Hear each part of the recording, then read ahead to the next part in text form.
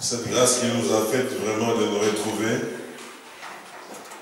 Sachez-le, bien-aimés, que le monde passe avec ses attraits.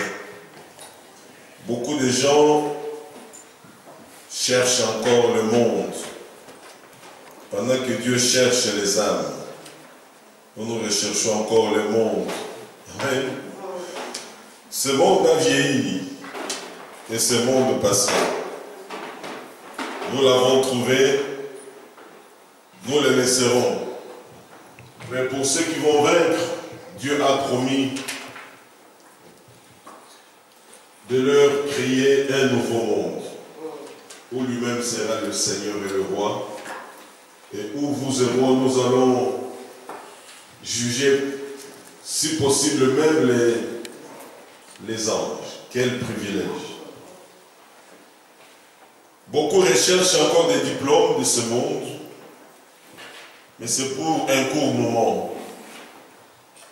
Nous avons vu des grands médecins spécialisés dans 4-5 domaines partir de ce monde, des grands professeurs d'université partir, des présidents, des rois partir, passer. Que le monde ne nous trompe pas, que le monde ne nous aveugle pas. Amen. La vie chrétienne, ce n'est pas une vie de théorie, c'est une vie pratique. Parce que la théorie, nous l'avons, la plupart ici. Quand vous avez déjà 5 ans, 10 ans, 15 ans avec le Seigneur, la théorie, tu l'as. Amen. Mais c'est la pratique qui compte devant le Seigneur. Ceux qui mettent en pratique le principe de Dieu, la parole de Dieu, sont ceux-là qui réjouissent le cœur de Dieu. Et tu peux écouter. C'est ce que je vous dis, par exemple, pourquoi avoir fait 7 ans de médecine à l'université et pour ne pas pratiquer ce qui t'a bouleversé le cerveau pendant autant d'années. Pourquoi avoir été à l'université? Vous comprenez un peu? Voilà pourquoi, bien aimé, nous sommes en train de parler de la destinée. Connaître sa destinée et se battre pour elle. Je vous ai dit que la destinée, c'est ce que Dieu a arrêté longtemps à l'avance dans sa souveraineté pour toi. La destinée, c'est le programme défini de Dieu pour ta vie. Et ta destinée ne vient pas de ta famille, elle ne vient pas de ton église, ni d'un pasteur, ni de l'université. La destinée, c'est Dieu qui l'a définie pour toi. Amen. Et tu dois comprendre que tu es en marche chaque jour vers ta destinée. Mais pour atteindre ta destinée, tu dois connaître le programme de Dieu pour ta destinée. Abraham avait connu son programme pour sa destinée. Voilà pourquoi moi je ne veux pas prier comme Abraham, parce que je ne suis pas Abraham. C'était la destinée d'Abraham. Joseph avait sa destinée, Jacob avait sa destinée, David avait sa destinée, Jésus-Christ avait sa destinée. Je ne veux pas vivre et prier pour que j'ai la destinée de Jésus. C'était sa destinée. Voilà pourquoi plusieurs parmi nous passons autant d'années à servir Dieu, à prier, mais nous ne nous réjouissons pas parce que nous avons fait des destinées des autres notre destinée. Non, bien-aimé. Tu ne dois pas imiter ce qui a réussi à quelqu'un d'autre. On peut puiser quelques formules, mais pas faire exactement comme. Voilà pourquoi cette maman, ce jour-là, elle vient avec ses 2 fils en disant, Seigneur Jésus, s'il te plaît, j'aime tellement mes 2 enfants. Permets que l'un s'asseye à ta droite, l'autre à ta gauche. Et puis, Jésus va regarder, mais pour ce qui s'agit de se mettre à gauche ou à ma droite, ça ne dépend pas de moi. Est-ce que tes enfants sont-ils prêts à se charger de ma croix? Vous comprenez? Donc la destinée glorieuse de Christ passait par la croix. Or, toi et moi, nous ne passerons pas par la croix. Et même si vous voulez imiter ce qui a réussi à quelqu'un d'autre, vous ne connaissez pas le prix que Dieu lui a réservé par rapport à sa destinée. Est-ce que tu sauras payer ce prix-là? Alors, c'est pourquoi nous sommes en train de prier durant tous ces mois, tous les jours de 21h à 21h30, pour que le Seigneur nous aide, premièrement, à sortir des prisons que nous avons vues avec vous, les 11 prisons, pour demander à Dieu de clarifier notre destinée si nous l'avons oubliée, qu'il nous rappelle, et enfin de prier pour la destinée de cette assemblée le 7. Amen. Amen. Et je vous ai dit que la destinée n'exclut pas le combat. Dans la destinée, comme nous l'avons vu dimanche passé, nous avions commencé le sous-thème les ennemis de la destinée. Nous avons parlé de la méchanceté des gens. La méchanceté, si nous la gérons mal, ça peut nous empêcher d'atteindre notre destinée. Donc la méchanceté et la haine des gens, ça peut nous éloigner de notre destinée. Alléluia. Amen. Mentir aux hommes de Dieu, ça peut aussi nous exclure de notre destinée.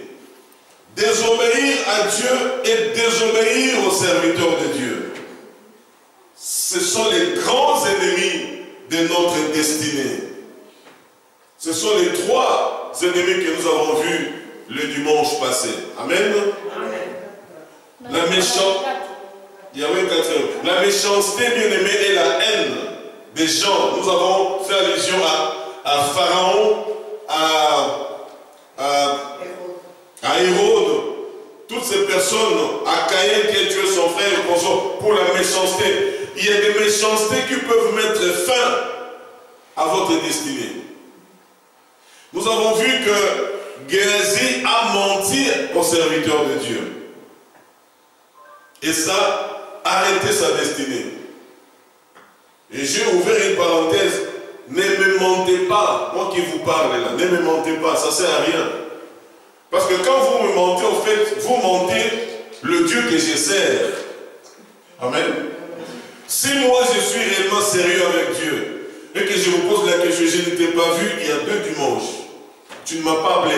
Si tu commences à te justifier pour que ça soit propre, tu me mens. Donc tu as affaire à Dieu. Ça peut t'extirper peut-être de ta destinée. Je ne suis pas le seul, il y a des serviteurs de Dieu à gauche à droite. Tu es en train de parler avec un serviteur qui est au loin en Afrique, en train de le mentir au téléphone alors que tu lui avais promis quelque chose. C'est un mensonge, ça peut te disqualifier, bien-aimé. Alléluia. Amen. Et désobéir à Dieu, désobéir aux hommes de Dieu, c'est pas bon non plus. Et 4e, c'était écouter les conseils des méchants. Voilà, il ne faut pas écouter les conseils des méchants. Le méchant, ce sont les ennemis de ta destinée.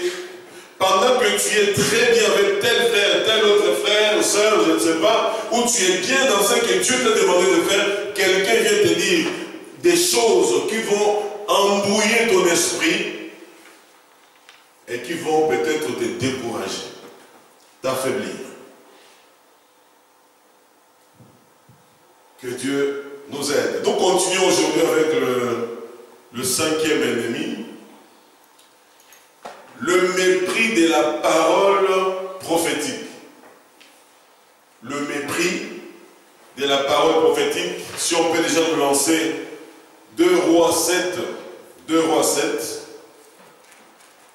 Vous savez, la vie chrétienne aujourd'hui, dans beaucoup de milieux, nous voulons que lorsque le serviteur de Dieu prêche, lorsqu'il y a un prophète qui vient pour prophétiser et l'apôtre qui enseigne, nous voulons que ça rencontre nos besoins à nous, nos besoins. Mais à côté que Dieu aussi a ses besoins. Alléluia. Tu es venu aujourd'hui pour un besoin. Oh, que Dieu me parle aujourd'hui, que Dieu me guérisse aujourd'hui, que Dieu me délivre aujourd'hui. Ça, ce sont tes biens à toi. Mais quels sont les biens que Dieu recherche en toi? Et c'est ce que toi, tu ne comprends pas. Alléluia. Voilà pourquoi, bien aimé, nous devons comprendre que quand Dieu parle, soyons très sensibles à ce que Dieu dit. Le mépris de la parole prophétique. 2 Rois 7, nous allons d'abord lire le verset 1 à 2 et nous allons sauter et lire le verset 16 à 20. Lisons ensemble comme c'est projeté. Allons-y. Élisée dit, écoutez la parole de l'Éternel. Ainsi parle l'Éternel. Demain, à 7 heures, on aura une mesure de fleurs et de farine pour un cycle et 2 mesures d'orge pour un cycle à la porte de Samarie. L'officier sur l'armée duquel s'appuyait le roi répondit à l'homme de Dieu. Quand l'Éternel ferait des fenêtres au ciel, pareille chose arriverait-elle? Et Élisée dit, tu le verras de tes yeux, mais tu n'en mangeras pas. Allons au verset, je vous ai donné verset 16, de 16 à 20. Allons-y. Le peuple sortit et pilla le camp des Syriens. Et elle remit une mesure de fleurs de farine pour un cycle et 2 mesures d'orge pour un cycle, selon la parole de l'Éternel. Le roi avait remis la garde de la porte à l'officier sur la main duquel il s'appuyait, mais cet officier fut écrasé à la porte par le peuple et il mourut, selon la parole qu'avait prononcée l'homme de Dieu quand le roi était descendu vers lui. L'homme de Dieu avait dit alors au roi, on aura 2 mesures d'orge pour un cycle et 1 mesure de fleurs de farine pour un cycle, demain à 7 heures à la porte de Samarie. Et l'officier avait répondu à l'homme de Dieu, quand l'Éternel ferait des fenêtres au ciel, pareille chose arriverait-elle? Et Élisée avait dit, tu le verras de tes yeux, mais tu n'en mangeras point. C'est enfin ce qui lui arriva, il fut écrasé à la porte par le peuple et il mourut. Amen, acclamons la parole de Dieu. Voilà. Le mépris de la parole de Dieu. De la parole prophétique. Cette parole que je vous prêche, elle est prophétique. Je n'ai pas le ministère de prophète, mais la parole de Dieu est prophétique. Amen. Amen. Ceux qui ont le ministère de prophétie, des prophètes, c'est des gens qui reçoivent en plus des révélations que nous avons, les choses cachées que nous n'avons pas. C'est ça un ministre, un prophète. Mais cette parole, elle est prophétique. À chaque fois que Dieu dit quelque chose qui est droite pour lui et pour toi, et tu la méprises, sache que ça peut arrêter ta destinée. Ne cherchons pas trop les ennemis en fouillant la cartologie, comment on dit ça? La cartographie, merci. La cartographie familiale. Ça ne va pas tante, ça ne va pas oncle, ça ne va pas quartier, ça ne va pas village, ça ne va pas tribu. Ça, il y a un problème. Vous avez un problème. Et c'est le problème. C'est-à-dire que vous êtes... il y a le terme technique qu'on dit là. Bipolaire. Le matin, tu es notre frère, à midi, tu es quelqu'un d'autre, le soir, on ne te reconnaît pas. Et puis, demain, tu es là, alléluia, alléluia, alléluia. Non, bien aimé, cet homme, pour la petite histoire, il y avait une grande crise en Samarie. Une grande crise, au point que les parents commençaient à manger leurs enfants. Donc, parfois, il y a des histoires quand la Bible est écrite, vous vous dites, mais j'étais malade ou quoi. La crise était telle que il y a même 2 familles qui s'étaient entendues. Cette semaine, ils ont mangé l'enfant de cette famille-là. Et quand ils ont vu que la portion là est diminuée, La maman aimait aussi tellement son fils qu'il a fait fouiller son fils. Mais c'est le tour de ton fils, oh, je ne le vois plus, je ne le vois. Et le roi était tellement brisé. Il cherchait la face de Dieu. Ces jours-là, il passait. Il a surpris cette discussion-là. En disant, mais Seigneur, comment on peut en arriver à ça?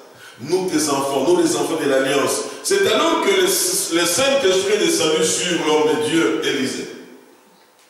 Et il a déclaré cette parole que nous venons de lire. Il dit, roi, le Seigneur me dit de te dire, et de dire à Israël, demain, le pain qui coûte 10 € aujourd'hui coûtera 1 € demain. Amen. Amen. Le tram qui coûte 5 € demain coûtera 55. Demain à la même heure. Alors, c'est lui qui était l'intendant, l'officier, le représentant du roi. Les grands chefs que tout le monde respectait. Il regarde l'homme de Dieu en disant, même si Dieu ouvrait ses écluses là-bas, pareille chose n'arrivera jamais. Il le regarde. Il dit, tu as méprisé la parole prophétique, tu le verras de tes yeux, mais tu n'en mangeras pas. Moi, je pense que l'Église, aujourd'hui sur terre, doit avoir des serviteurs de Dieu comme ça. Pour que la crainte de Dieu s'empare. Les gens commencent à mépriser le nom de Jésus, à mépriser le nom de l'Éternel des armées. Les gens commencent à marcher sur la Bible, à cracher sur la Bible. Dans l'Église, des serviteurs de Dieu commencent à faire n'importe quoi, du show bien aimé, plus que même les shows de théâtre, pour s'attirer la gloire des gens. Mais Dieu est patient. Parce que, pourquoi Dieu est appelé patient? Parce qu'il sait qu'il y a l'éternité qui nous attend. Alors il est patient pour que cette personne n'aille pas loin de lui. Que Dieu soit béni, que Dieu soit glorifié. Cet homme a vu, mais cet homme n'a pas mangé. Il a été écrasé. Nous venons de lire avec vous. Peuple de Dieu, mépriser la parole prophétique, c'est la prendre à la légère. Prendre cette parole à la légère, comme si c'était la parole d'un homme. Mais nous oublions que c'est Dieu qui a créé toutes choses par sa parole. C'est tout ce que nous voyons naturellement. C'est Dieu qui a créé ça par sa parole.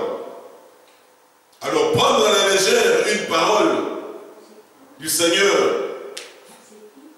ça peut bien aimer t'exclure de ta destinée. Mépriser la parole de Dieu, c'est désobéir à ce que Dieu dit. La désobéissance. J'ai désobéi parce que je ne crois pas dans ce que Dieu dit. J'ai désobéi parce que je me dis que ce qu'il me dit là ne m'apportera rien. Alors j'ai désobéi. Désobéir, c'est être en possession de la vérité et ne pas croire dans cette vérité-là. C'est ça la désobéissance. Si tu n'es pas en présence de la vérité, tu ne peux pas désobéir. Celui qui désobéit, c'est celui qui sait ce qu'il doit faire mais ne le fait pas. C'est ça la désobéissance. Le mépris de la parole prophétique, c'est bien aimé, c'est endurcir son cœur devant une déclaration prophétique.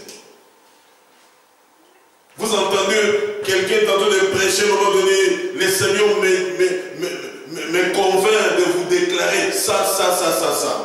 Et toi tu dis, voilà encore un autre. En voilà encore un autre, il veut nous embobiner ici avec ses prophéties. Mais pendant que toi tu es en train de le dire, il y a des gens qui saisissent ça dans la salle. Et leur vie est transformée. Le mépris de la parole prophétique, c'est demeurer dans l'incrédulité. Tu as tellement endurci ton cœur, tu deviens incrédule. Et ça ne marche pas. Que de chrétiens aujourd'hui imperméables.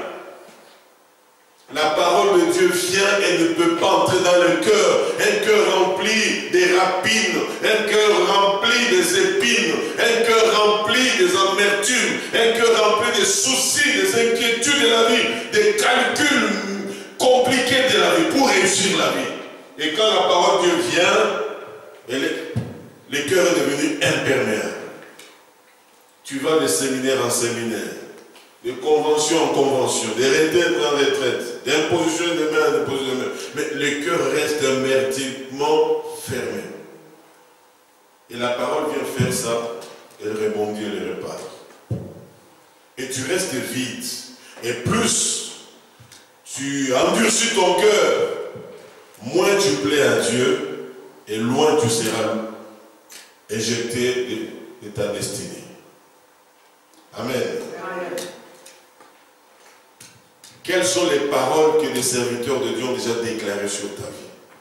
Et là, je pense aux serviteurs de Dieu qui ne te connaissaient pas, qui t'ont rencontré peut-être une première fois. Ça pouvait être, tu étais dans une famille, un serviteur de Dieu était là, vous avez mangé, et pour un moment donné, il a prié en disant, ma soeur, Dieu me montre, ou bien mon frère, je sens dans mon cœur la conviction de te dire ça, ça, ça et ça. Pour toi, tu as pris ça à la légère. C'est passé. Amen. Amen. C'est passé. Voilà pourquoi quand tu pries pour ta destinée, tu n'as rien à dire à Dieu. Rien. Qu'est-ce que tu as à rappeler à Dieu pour ta destinée? Qu'il t'a déjà dit. Moi, je suis certain que Dieu t'a déjà longtemps parlé de ta destinée. Longtemps. Tu as dit, Seigneur, bénis-moi, bénis-moi. Quand quelqu'un prie, Seigneur, bénis-moi, bénis-moi, ce n'est pas une prière. Ça, ce sont des plaintes, des lamentations qui couvrent un peu de la jalousie, de l'envie, des trucs comme ça. Quelqu'un qui connaît les descriptions de sa destinée, sa prière est facile. Seigneur, tu m'avais promis ça, tu m'avais promis ça, tu m'avais promis ça. Seigneur, ça a pris des années, peut-être j'ai commis des erreurs. Est-ce que tu peux encore me rappeler? Suis-je encore sur le bon chemin? Redresse-moi, Seigneur. Ça, c'est une prière. Alléluia. C'est une prière. Maman et moi, nous étions hier invités à une église qui a inauguré la salle qu'ils ont achetée par la grâce du Seigneur. Mais bon, ils ont connu quand même certains problèmes de finances. Et la dernière étape, il leur restait, c'est pas 25 000 ou 10 000, quelque chose comme ça, qui devaient payer le lendemain. Ils n'avaient pas cet argent. Et le pasteur a une fille, ce couple-là a une fille de 7 ans. Cette fille, la nuit qui précédait le jour qu'il devait payer, s'est vue en songe au ciel. Elle dit, maman, papa, la nuit j'étais au ciel et Jésus, et il y avait beaucoup de gens. Et Jésus parlait à chacun à son oreille. Et chacun devait dire à Jésus des choses. Et puis c'était mon tour. Jésus me pose la question, que veux-tu que je te fasse, ma fille? Il dit, papa, maman, vous savez ce que j'ai demandé? Je dis, Seigneur, l'argent pour les bâtiments, pour mon père et ma mère. Et puis, il a sursauté de son sommeil. Il en a parlé à ses parents. Et ses parents ont loué le Seigneur. Pour écouter l'histoire, vous évitez les détails. Le même jour, ils ont eu cet argent-là. Le même jour. Le Seigneur lui avait dit, j'ai écouté ta prière, je vais donner l'argent aujourd'hui. Voilà. Le Seigneur a répondu à la fille, j'ai bien écouté ta prière et je vais répondre aujourd'hui même. Bon, maintenant, c'est pour maintenant revenir dans notre message. Si les parents de cette fille-là avaient méprisé, négligé cette déclaration prophétique de leur fille, je ne sais pas si hier nous serions là. Vous comprenez un peu? Il y a des choses que Dieu fait normalement. Parce que les chrétiens aujourd'hui aiment les sensationnels. Hein? Si vous me voyez entrer ici, on m'amène en hélicoptère, je descends là. Il y a des gars de l'école partout, serviteurs, hommes de Dieu, le roi de Dieu. On aime les sensationnels. Là, même si je vous dis un mensonge, oui, j'ai saisi. Pourquoi? Parce que beaucoup de chrétiens aiment aujourd'hui le sensationnel. C'est la chair. Alléluia. Bien-aimé, cet homme n'est pas entré. Pourquoi? Parce qu'il a douté, parce qu'il a méprisé, négligé, il a endurci son cœur, il est marché sur la parole, il a craché sur la parole prophétique. Même si Dieu ouvrait le ciel, pareille chose n'arriverait pas. Écoutez bien aimé la parole du Seigneur. Quel que soit le problème que tu traverses, si Dieu t'adresse une parole en te disant ce qui est impossible aux hommes est possible à Dieu. Je dis oui Seigneur, à toi et tout est possible. Je crois dans ce que tu dis. Et alors je marche dans vers la direction de ce que Dieu me dit. C'est ainsi que je m'appuie sur la promesse de Dieu. Quelles sont les promesses de Dieu pour ta vie? La Bible est pleine de promesses. Il y a des promesses spécifiques que pour la nation d'Israël. Il y a des promesses spécifiques pour les prophètes de la Bible. Il y a aussi des promesses prophétiques, messianiques pour nous les chrétiens. Tu es dans quoi? Qu'est-ce que tu cherches? Ah Seigneur, je sais qu'avec Israël, la nuit, tu le conduisais sous forme de colonne de feu, et la journée sous forme de colonne de nuée, ainsi de suite. Mais moi, je ne suis pas Israël. Et c'était à cette époque-là, moi j'ai ça, j'ai l'électricité, j'ai une lampe torche, je n'ai pas besoin de prier pour... Je ne sais pas si vous me comprenez. Amen. Je ne veux pas me focaliser aux promesses d'Israël dont je n'ai pas besoin aujourd'hui. Ok. Amen. Oh Seigneur, tes enfants ont marché pendant 40 jours dans le désert. Et leurs pieds ne se sont pas enflés. Aujourd'hui, il y a des chaussures. Je n'ai pas besoin, moi, d'aller marcher dans le désert pendant 40 jours. Non, c'était eux. Et puis tu leur as donné la manne. Je n'ai pas besoin de manne parce qu'à côté, il y a un hamburger. À côté, ici, je parlais. Alléluia. Donc, il y a une façon de prier par rapport à ton appel, à ta vocation et selon ce que Dieu t'a promis pour ta destinée. C'est ainsi que ta prière aura un sens. Tu es vide de ce que Dieu t'a dit. Qu'est-ce que tu vas lui rappeler? Parce qu'il te dit, venez et plaidons. Tu vas plaider quoi devant le Seigneur? Il est écrit, Seigneur, si je suis en Christ, je suis une nouvelle créature. Il dit, oui, tu es une nouvelle créature. Et puis, oui, il est écrit que je serai la tête et non le dénouement. Ça, c'est le promesse de tout le monde. Ceux qui marchent avec moi, ça va arriver. Jusque-là, tu es dans le général. Dieu veut que tu rentres dans le particulier. Qu'est-ce qu'il t'a dit à toi? Alléluia. Et si ce n'est pas encore accompli et que tu retiens ça, malgré ton âge, c'est ce qui va constituer, bien-aimé, ton cheval de bataille. C'est ce qui va te booster à espérer contre toute espérance. Dieu m'avait promis en 1989. Dieu m'avait promis en 2000. Telle date à telle heure. Je méditais, voici, vous allez trouver même dans ma Bible, je me dis, j'ai encerclé tel jour. Parfois j'écris là, Lisbonne, le. Puis j'écris là, Yaoundé, le. J'ai des passages à Lausanne, j'ai médité. Voilà, tout ça j'encercle. J'ai dit ça c'était à moi. Seigneur, si j'avais, à cause des problèmes, j'ai oublié ça, je reviens encore, je reviens. Frappez, et on vous ouvrira, n'est-ce pas? Seigneur, je reviens frapper. Et à celui-là, on ne s'en occupe plus parce que c'est un paresseux. Je reviens encore, je frappe. Pendant qu'il se repose, je ne sais pas si lui se repose, il ne se repose même pas. Je reviens encore. Il va dire, mais c'est qui encore là? C'est Hubert. C'est qui encore? C'est Hubert. Même ce Hubert qu'on avait dit déjà rejeté parce que c'était un paresseux. Oui, il revient encore. Il va dire, mais pour qu'il ne cesse de me casser les oreilles, qu'est-ce qu'il veut encore? Donc il dit que tu l'avais promis ça, donnez-lui. Vous comprenez un peu comment ça se passe? Et donnez-lui comme ça, moi je suis calme. Il y a beaucoup d'enfants sur la terre qui me demandent les choses, mais lui, il exagère. Alors, il faut qu'on lui donne. Comme ça, tu passes encore une autre étape.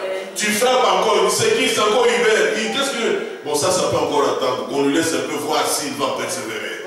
C'est comme ça que le Seigneur est en train de nous former. Alléluia. Que de rester comme ça. être des fanatiques, des serviteurs de Dieu. L'église est composée maintenant des stars. Ceux qui chantent, ce sont des stars. La plus grande star, c'est la personne qui prêche. Et Dieu n'a plus de place. Le Saint-Esprit ne sait plus quoi faire dans les assemblées. Combien de miracles authentiques nous vivons aujourd'hui dans l'assemblée du Seigneur? Est-ce que c'est parce que Dieu ne veut pas agir? Non, c'est nous l'empêchons d'agir justement. Bien aimé, le mépris de la parole prophétique qu'un serviteur de Dieu qualifiait hier des paroles de bénédiction. Quand tu déclares cette parole de bénédiction sur ta vie, reçois-la. Tu dis ça c'est à moi, je la saisis. Et je vais aller comme ça. Un jour dans une église, il y a bientôt 20 ans, j'ai prêché. Non. Après la louange, on me donne le micro, j'entends un chant. J'entends un deuxième, un troisième. Oh là là. C'était vraiment le feu dans l'église. Et puis, comme je vous dis, moi, je ne suis pas prophète. Hein. Il y a des choses parfois que le Seigneur nous révèle pendant ce moment-là. Je dis, il y a quelqu'un que Dieu veut, dont Dieu veut guérir de migraines. Ça date de très longtemps. Si tu es dans la salle, n'hésite pas, viens devant. Je n'avais même pas encore prêché. Calme plat. J'ai répété, j'ai dit, écoutez, c'est le moment où le Seigneur veut guérir quelqu'un, ainsi de suite. Des migraines, j'ai bien précisé. Une sœur s'est levée, c'était une Ivoirienne en plus. Elle avait quand même bien vu ce jour-là. Elle s'est avancée. Non, c'est comme ça comme là avec comme ça c'est. Voilà, elle s'avance, comme d'habitude quand une personne s'élève, une deuxième, une troisième, une cinquième. J'ai entendu nettement dans mon cœur, pas les autres, celle-là. J'ai pris le temps de prier pour elle. Elle est partie. Les autres, j'ai prié comme ça. Le soir, elle appelle maman pasteur en pleurs, en disant, maman pasteur, c'est pas possible. Je ne vis qu'avec des cachets. Si tu venais, même chez moi à la maison, la pharmacie de la maison est remplie que des cachets. Je ne peux pas passer plus de 3 heures sans migraine. Je prends toujours des antidouleurs depuis que papa a prié. Or, c'était même pas papa, c'était le Saint-Esprit. Moi, j'étais simplement attentionné. Il dit depuis là, je n'ai pas. Elle est en train de dire, c'est incroyable, comment je peux passer plus de 6 heures sans avoir pris. Et j'ai dit, donne-la moi. J'ai dit, ma fille, c'est fini. C'est terminé cette affaire-là. Et c'était fini. Qu'est-ce que moi j'avais fait? Rien du tout. J'étais seulement sensible. Dieu te le dit, je vais guérir quelqu'un. Moi aussi, je parle. Si elle avait méprisé cette parole-là, peut-être sa destinée aujourd'hui, on n'en parlerait plus. Vivant même en Europe, cette affaire avait commencé chez elle au pays. Elle était encore une petite fille. Vivant en Europe avec tous les médicaments, ça n'allait pas. 20 ans après, qu'est-ce qu'elle serait devenue? Je ne sais pas. Ne méprisez pas des paroles de bénédiction, des paroles prophétiques. Amen. Ça peut sortir d'une sœur de l'église. Pendant que nous sommes en train de manger les petits beignets au fond là. Pendant même ce temps-là, en communion fraternelle, quelqu'un peut te dire quelque chose qu'elle n'a pas préparé, prévu, mais Dieu la met dans sa bouche. Et si tu es sensible, ça c'est quelque chose pour moi, je prends. Peuple du Seigneur, vous voulez prendre que ce qu'on vous donne, le matériel. On saisit d'abord le spirituel, ce qui est invisible. J'ai saisi ça. Et ça va se concrétiser plus tard dans se matérialiser. Amen. Alors on n'attend pas, quand on te dit tu seras millionnaire, tu vois déjà, où est l'argent? Où est l'argent? Non. La foi vient de ce qu'on entend. Et ce qu'on entend vient de la parole de Dieu. Amen. Oui, quand on te le dit, tu dis oui, j'ai saisi, je serai millionnaire. Comment est-ce que je le deviendrai? Je ne sais pas.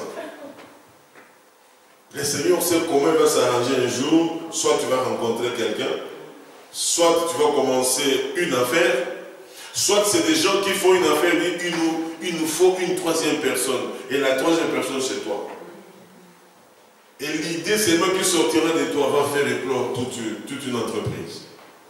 Amen. Amen. Que Dieu soit loué.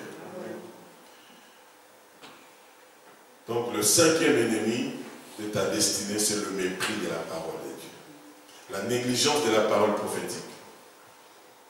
Désobéir à cette parole, endurcir ton cœur, demeurer incrédule. Tout ça, c'est le mépris de la parole prophétique. Sixième ennemi de notre destinée, le découragement. Proclamer ça, le découragement. Le découragement. Voilà. Surtout peuple africain, nous sommes des champions là-dedans. Amen. Alors, Nombre 32, versets 6 à 12. Nombre 32.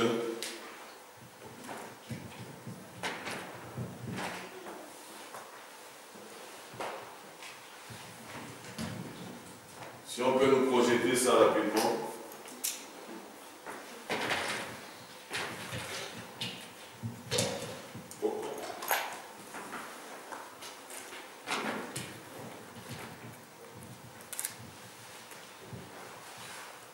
Ok, lisons la parole de Dieu. Amen. Nombre 32, versets 6 à 12. Allons-y. Moïse répondit aux fils de Gad et aux fils de Ruben. Vos frères iront-ils à la guerre et vous resterez-vous ici? Pourquoi voulez-vous décourager les enfants d'Israël de passer dans le pays que l'Éternel leur donne? Ainsi firent vos pères quand je les envoyais de Kadesh Barnéa pour examiner le pays. Ils montèrent jusqu'à la vallée d'Escol et après avoir examiné le pays, ils découragèrent les enfants d'Israël d'aller dans le pays que l'Éternel leur donnait. La colère de l'Éternel s'enflamma ce jour-là et il jura en disant: ces hommes qui sont montés d'Égypte depuis l'âge de 20 ans et au-dessus ne verront point le pays que j'ai juré de donner à Abraham, à Isaac et à Jacob, car ils n'ont pas suivi pleinement ma voie. Ces hommes qui sont montés,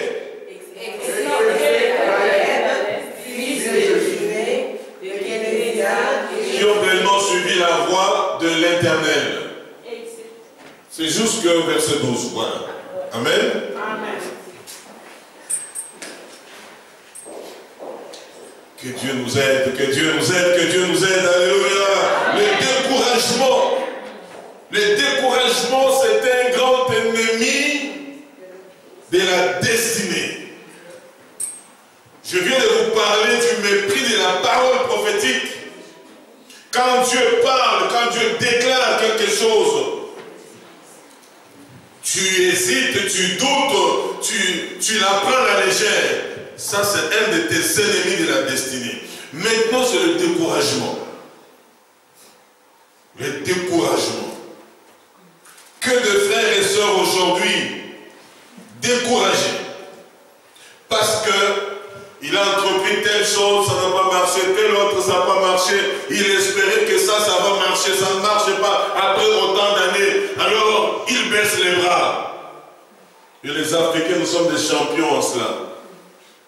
Si vous voulez voir, apprendre la leçon du courage, en tout cas, il faut puiser dans la société occidentale. C'est des gens qui sont vraiment courageux. Amen. Amen. Ah oui, il ne faut pas se mentir.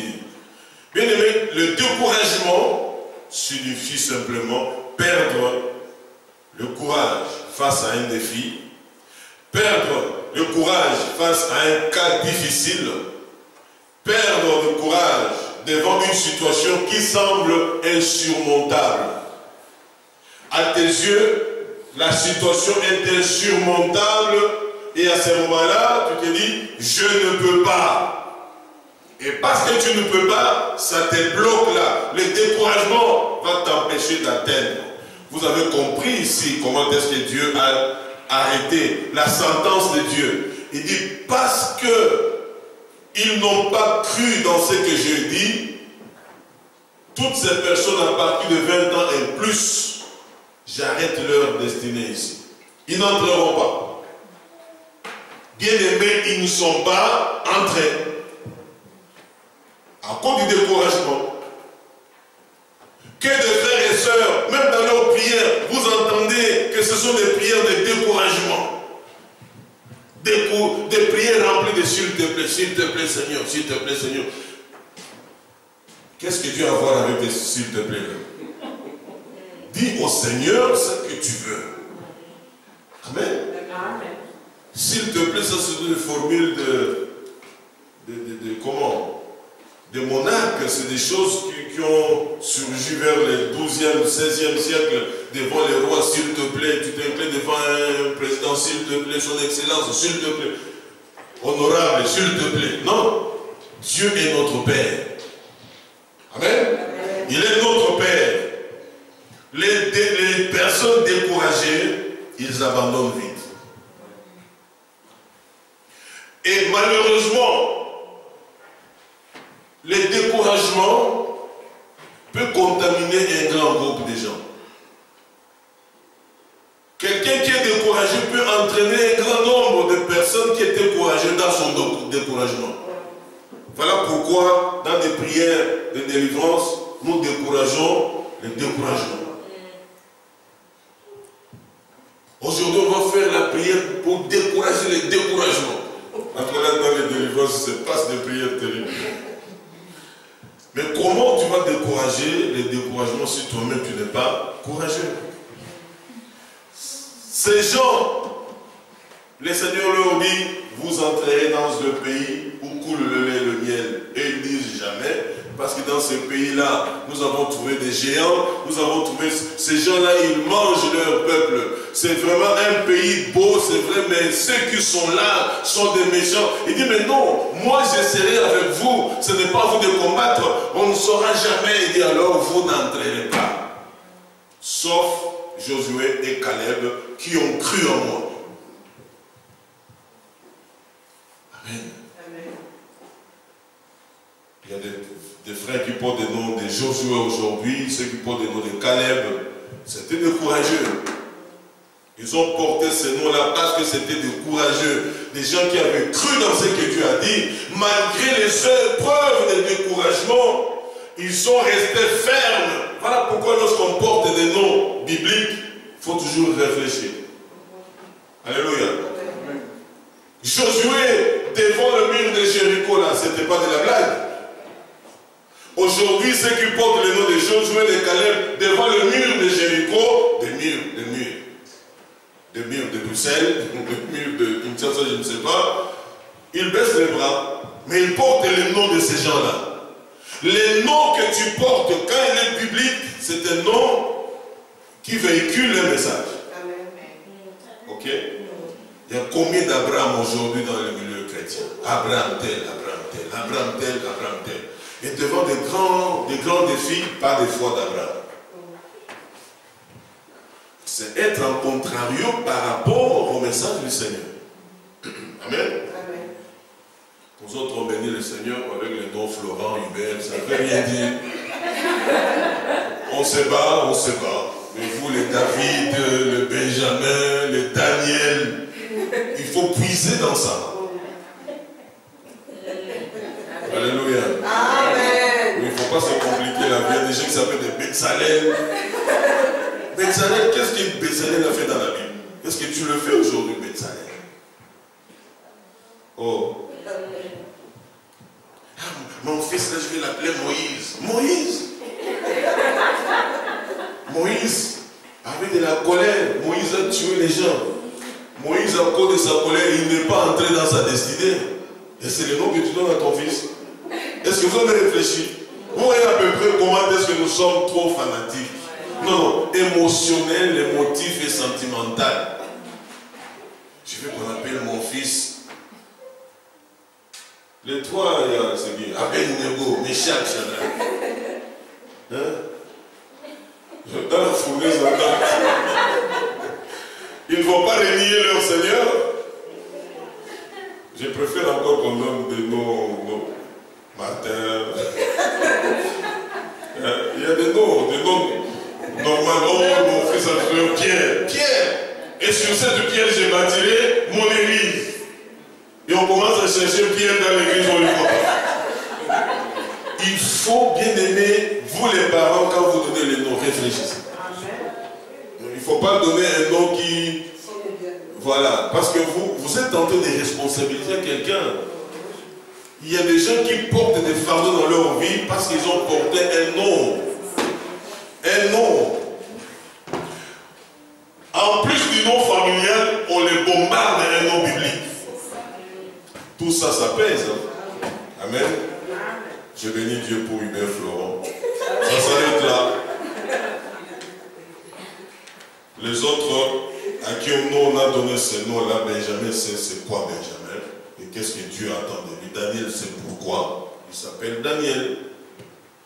Éminence, c'est pourquoi il s'appelle Éminence. On leur a expliqué clairement. Oh, amen. Parenthèse fermée, mais le découragement peut t'empêcher, toi, d'entrer en possession de ton héritage. Nous allons encore lire Deutéronome 1, versets 27 à 36. Ces derniers temps, j'aime qu'on lise beaucoup la parole, parce que la parole parle plus que les commentaires. Que Dieu nous aide. Deutéronome, chapitre 1er, verset 27 à 36.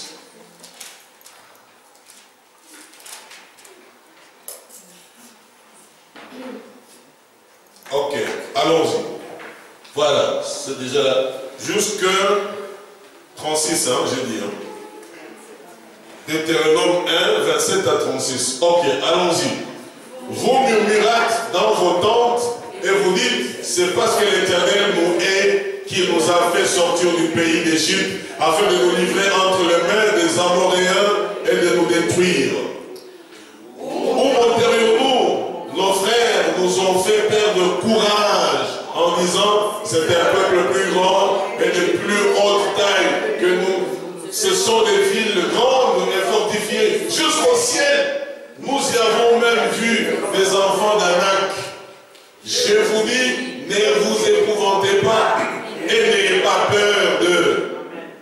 L'Éternel, votre Dieu, qui marche devant vous, combattra lui-même pour vous, selon tout ce qu'il a fait pour vous, sous vos yeux en Égypte. Puis au désert, où tu as vu que l'Éternel, ton Dieu, t'a porté comme un homme porte son fils, pendant toute la route que vous avez faite jusqu'à votre arrivée en ces lieux. Malgré cela, vous n'eûtes point confiance en l'Éternel, votre Dieu, qui allait devant vous sur la route pour vous chercher un lieu de campement, la nuit dans un feu, afin de vous montrer le chemin où vous devriez marcher, et les jours dans une nuée. L'Éternel a entendu le bruit de vos paroles. Il s'irrita et jura en disant, 2 points, aucun des hommes de cette génération méchante ne verra le bon pays que j'ai juré de donner à vos pères, excepté Caleb, le fils de Suite. Amen. Amen. Vous voyez bien aimé les découragements où ça peut nous amener. J'ai quitté l'Afrique et je viens d'Europe, j'avais déjà planifié, je serai ceci, je ferai cela. Et tu arrives ici, c'est le contraire. Pendant 10 ans, 15 ans, tu marches dans le contraire de ce que tu avais planifié et de ce que vous étiez entendu avec Dieu. C'est le contraire. Mais je vous ai dit que la destinée, Dieu peut la tracer courbe pour atteindre les lieux. Ce n'est pas parce que tu es dans des virgules, dans des virages, dans des contours que Dieu n'est pas là. C'est que Dieu veut et que tu demeures fidèle. Qu'il n'ait rien à te reprocher par rapport à ce que tu fais. Alléluia. Ils ne sont pas entrés, pourquoi? Parce qu'ils n'ont pas cru dans ce que Dieu leur disait.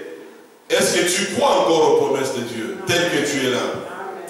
Tu as écouté les avocats, tu as écouté les médecins, tu as écouté les psychiatres, tu as écouté les psychologues, tu as écouté les conseillers, tu as écouté les prophètes, tu as écouté, tu es embrouillé. Tu ne sais plus en quoi croire, tu es découragé. Le découragement, c'est de la carie, c'est de la gangrène, ça brise les destinées. Un découragé, vous allez entendre dire que je ne saurais pas, je ne peux pas.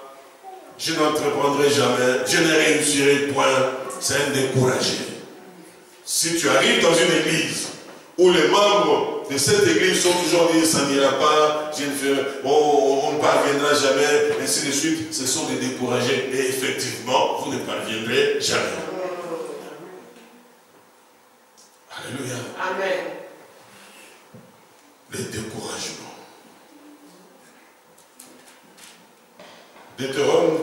Deutéronome 20, verset 8.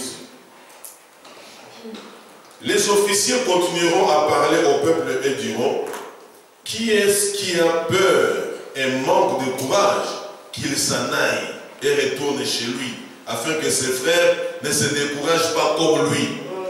C'est votre Bible soulignée. 28. Ah, lisons ensemble encore là. Parce que j'aime quand on lit, ça reste. Amen. Là, vous comprenez que c'est Dieu qui a parlé. Allons-y. Les officiers continueront à parler au peuple et diront, qui est-ce qui a peur et manque de courage, qu'il s'en aille et retourne chez lui, afin que ses frères ne se découragent pas comme lui. Donc les découragements contaminent les autres. À l'église, nous avons besoin de boosters, de coachs spirituels. Ma soeur, ça ira, lève-toi. Mais il ne faut pas parler seulement, il faut soutenir dans la prière. S'il faut mettre la main dans la poche, tu mets, tu soutiens aussi. C'est ça, encourage. Le ministère d'encouragement. Alléluia. Mais qu'est-ce que le Seigneur dit à son peuple en fonction de tout ce que je suis en train de vous dire? Deutéronome 31, versets 6 à 7. Deutéronome 31, 6 à 7.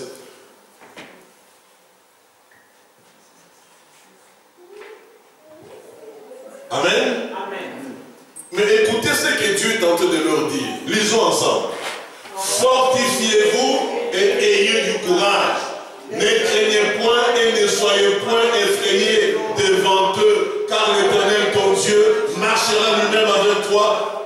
Il ne te délaissera point, il ne t'abandonnera point. Moïse appela Josué et lui dit, en présence de tout Israël, fortifie-toi et prends courage, car tu entreras avec ce peuple dans le pays que l'Éternel a juré à leur père de leur donner, et c'est toi qui les en mettras en possession. Amen. Fortifie-toi et prends courage. Ce que je viens de dire là, c'est une parole prophétique.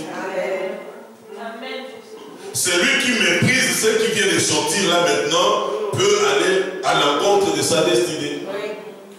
Fortifiez-vous, ayez du courage. C'est ce que Dieu veut voir en toi. Pourquoi il avait dit? C'est parce qu'il savait que dans ta marche avec lui, tu vas rencontrer des problèmes et des problèmes de travail, des problèmes de santé, des problèmes de couple, des problèmes de ministère, des problèmes de Seigneur. Alors, fortifie-toi et prends courage. Si vous comprenez bien cette pensée du Seigneur, ce n'est pas le Seigneur qui te fortifie. Vous comprenez un peu? Il te dit, fortifie-toi et prends courage. Dieu ne t'encourage pas. Toi-même, en fonction de ce que tu sais et connais de Dieu, tu te fortifies, tu réponds, c'est-à-dire de force, et puis tu t'encourages, mais comment? Dieu m'a dit que s'il est avec moi, qui sera contre moi? Alors, je m'encourage. Ce n'est pas encore la fin. En tout cas, avec Dieu, ce n'est pas encore fini. Satan, avec Dieu, ce n'est pas encore fini. Pourquoi? Il s'appelle l'alpha et l'oméga. Je suis déjà dans l'alpha, mais l'oméga n'a pas encore dit son dernier mot. Donc, je n'ai pas encore espéré. Alors je m'encourage, je me fortifie, je me relève. Que ce soit un problème qui m'a rongé, je compare ce problème-là au problème de Christ. Comment Christ a fait? Lui, fils de Dieu, comment il a fait? Est-ce que nous imitons le Seigneur? Si oui, faisons comme lui. Josué, premier. Josué, premier. Ici, il s'agit de Josué qui avait vaincu le découragement. Hein, là, Josué. Je ne sais pas pourquoi il n'y a pas un livre de Caleb, mais bon, c'est comme ça la Bible Josué 1, verset 6 à 7, et puis on va sauter, on va lire le verset 9. Amen. Amen. Josué 1, 6 à 7. Allons-y, et puis on va sauter, on va lire le verset 9. Allons-y. Fortifie-toi et prends courage, car c'est toi qui mettras ce pays en possession du pays que j'ai juré à leur père de leur donner. Fortifie-toi.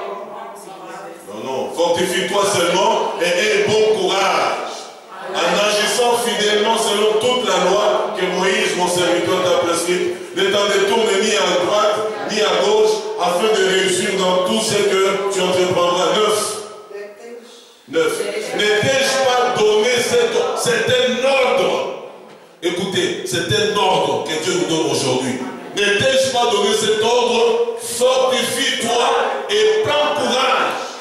Ne t'effraie point et ne t'épouvante point, car l'Éternel ton Dieu est avec toi dans tout ce que tu entreprendras. Fortifie-toi et prends courage. La destinée, c'est pour les courageux.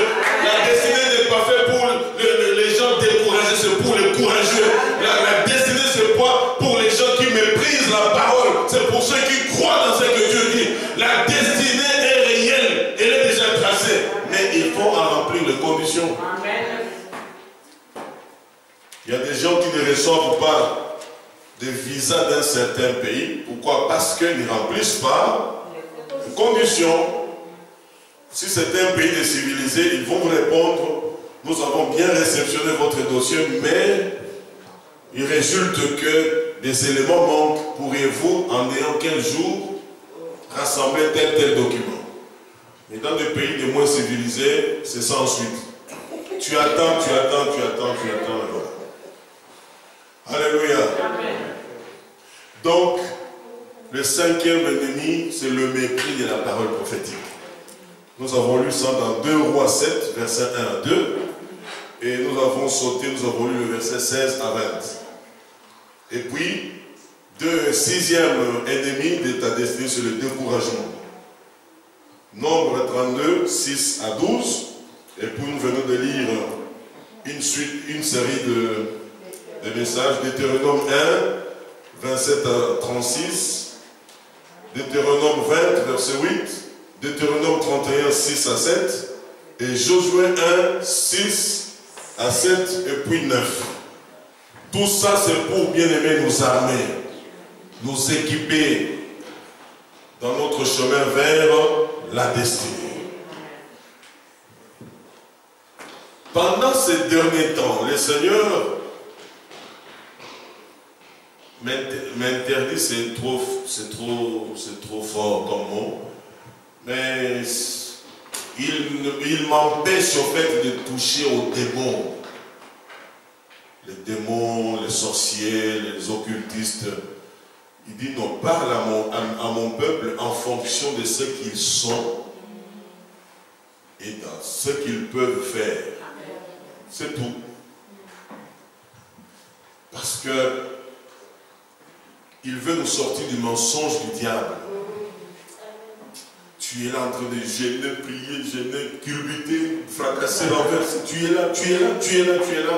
Et Satan te dit, allez-y, il va t'attendre. Sachant qu'il ne va pas t'entendre. Et voilà. Mais le Seigneur dit, il y a des choses que vous et moi, nous devons changer. Qui ne nécessitent même pas la prière. Un bon, diagnostic, voilà. Un bon diagnostic spirituel. Mais tel que tu es là, maman, soeur, mon frère, tu peux te dire, sérieusement, qu'en tout cas, personnellement, j'ai longtemps négligé les paroles prophétiques. Il n'y a rien à voir avec Satan là-bas. C'est toi. Parce que quand Dieu te parlait, c'est Dieu qui était venu vers toi parce qu'il avait de l'amour pour toi. Oh, Satan a brisé mon cœur. Il n'a pas brisé ton cœur. Toi-même, tu ne maîtrises pas et tu ne veilles pas sur ton cœur. Ok?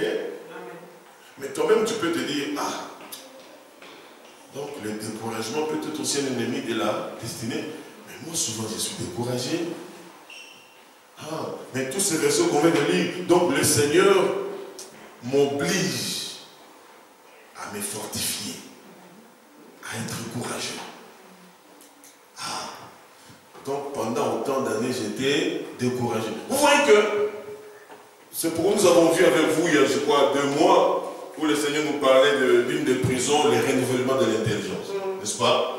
C'est quand ton intelligence est renouvelée que les choses de ta propre vie deviennent claires à ton esprit. Et tu dis, ah, j'ai passé beaucoup de temps à jeûner, à veiller, alors qu'il suffit que je fasse ça, c'est fini. Ah,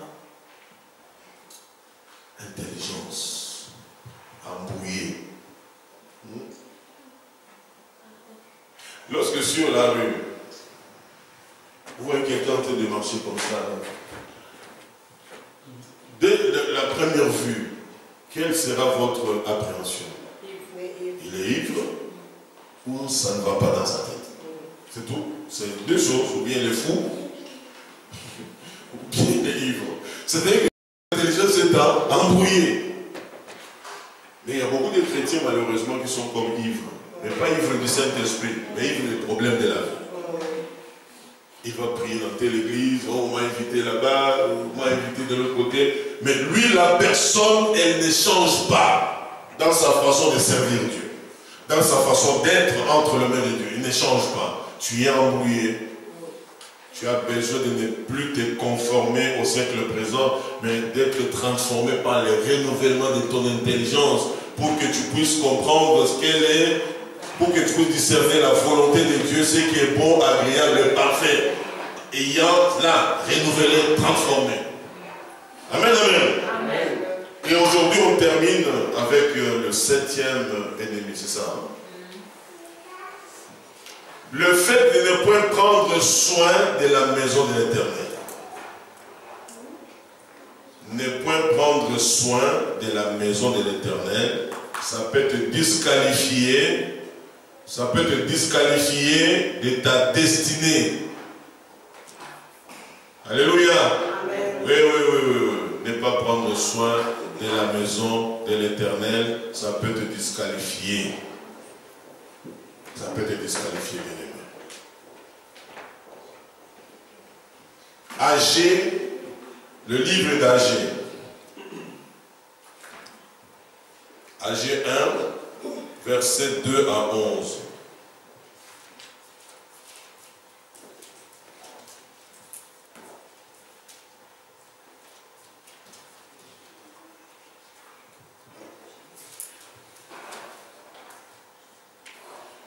Amen, amen. Amen. Les ennemis de la destinée. Les ennemis. Tu ne prends pas soin de la maison de l'Éternel.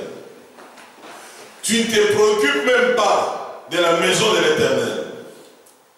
Tu ne veilles pas sur ce qui se passe dans la maison de l'Éternel. Ça peut amener Dieu à briser ta destinée. Amen. Amen. Agé 1, 2 à 11. Allons-y. Ainsi parle l'Éternel des armées. Non. Lisons. S'il vous plaît, levez-vous. Lisons là. Ça, ce sont des déclarations du royaume. On doit les lire avec beaucoup d'aisance et de sérieux. Amen.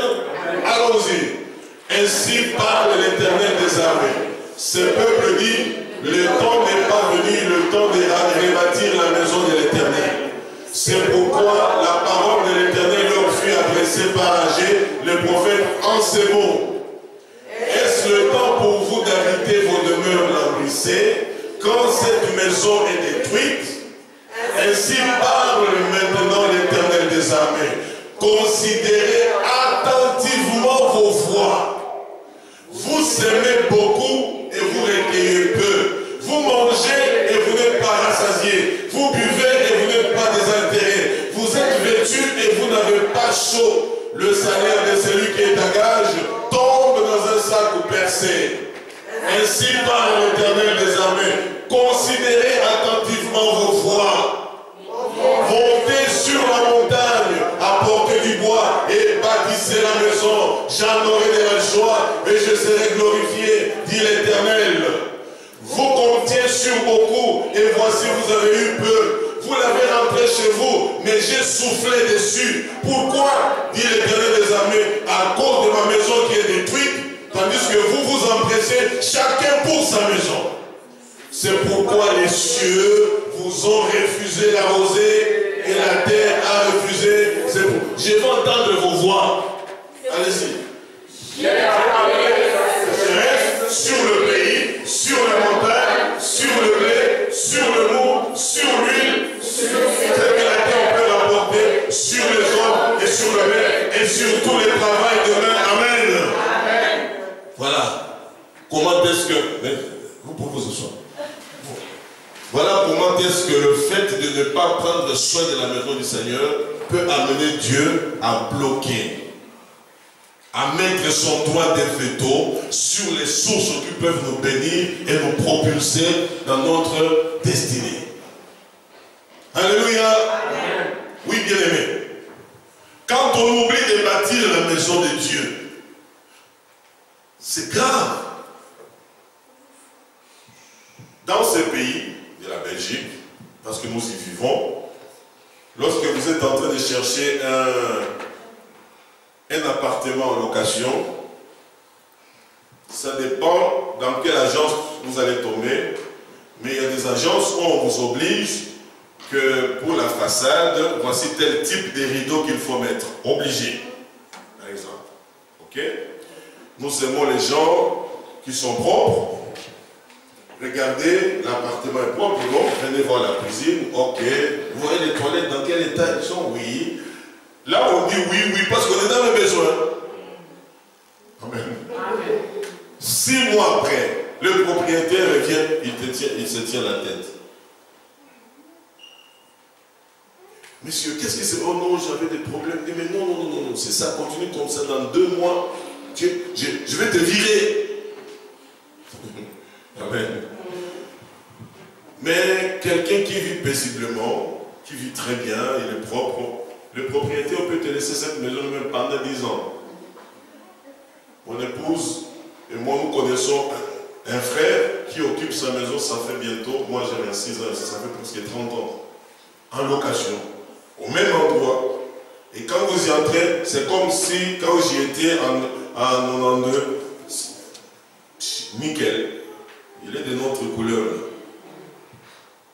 Alléluia. Amen. Mais la maison du Seigneur, c'est là où Dieu envoie la vie. C'est là où Dieu envoie la bénédiction. C'est là où Dieu déclare des paroles prophétiques. C'est là où le Seigneur veut voir son peuple dans de bonnes conditions. Mais ce n'est pas Dieu qui bâtit. C'est vous et moi qui bâtissons. Comprenez-moi très bien. L'église, c'est le corps de Christ. Ok? Dieu a déjà bâti son corps.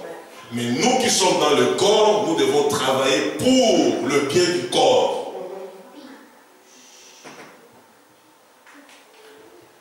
C'est vrai que dans cet endroit n'est pas encore vraiment à nous.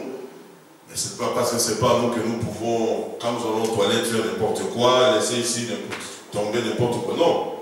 On garde ça dans un état de propriété. Ça, c'est dans un premier temps pour mettre de l'ordre physique dans la maison du Seigneur. Quand Dieu permettra qu'on soit chez nous, c'est vous et moi qui allons acheter de belles chaises. Dites Amen. Amen. Ces instruments, ça, c'est rien du tout. C'est rien. C'est rien. On doit acheter nos instruments. Dites Amen. Amen. Je ne suis pas habitué à dire ça, mais bon. C'est pour vous engager déjà qu'il y a des choses qui nous attendent là où nous allons. Et ça doit commencer aujourd'hui. Donc nous devons veiller pour l'ordre, veiller pour la propriété de la maison. Et comment bâtir encore la maison du Seigneur? C'est en apportant les dîmes, les offrandes, les actions des grâces.